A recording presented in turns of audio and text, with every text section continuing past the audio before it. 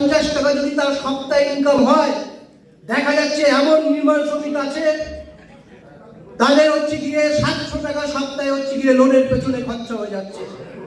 তাহলে এই রুজির লড়াই, যে আগামী দিনে আমাদের যে মজুরি আন্দোলনের লড়াইকে হচ্ছে গিয়ে তীব্র থেকে তীব্রতর করতে হবে।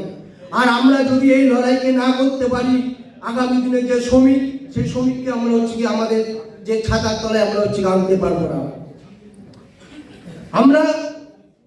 আমরা জেলা কমিটি আমরা আলোচনা করেছি যে শুধু জেলা না, আঞ্চলিক কমিটি না, নিচে হচ্ছে গিয়ে ইউনিট কমিটি হচ্ছে শক্তিশালী করতে হবে।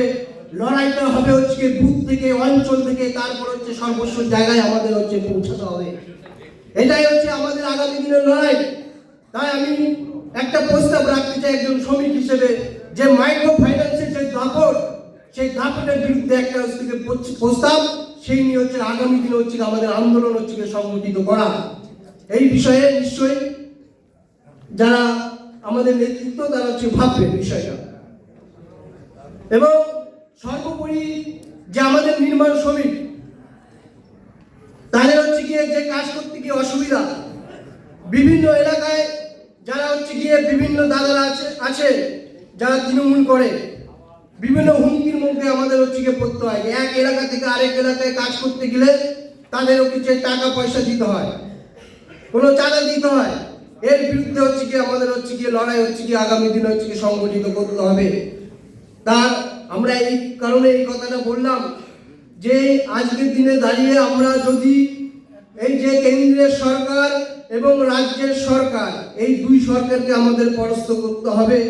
বিশেষ করে আমাদের রাজ্যে পশ্চিমবঙ্গের দিকে আগামীতে যে 2026-এর নির্বাচন, সেই আমাদের নির্মাণ শ্রমিকদের দায়িত্ব নিয়ে এই সরকার পরিবর্তন যে ঘটানোর যে প্রক্রিয়া আমাদের দ্বারাই হচ্ছে কি সম্ভব হবে।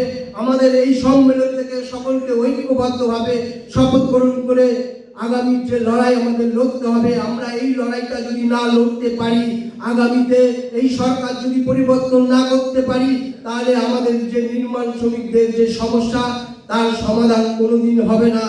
এইভাবে আমাদের যে লড়াই, আগামী দিনের লড়াই করে আমাদের যে রাজ্যের যে সরকার, তার পরিবর্তন ঘটাতে হবে। সিডব্লিউএফআই সম্মেলন জিন্দাবাদ।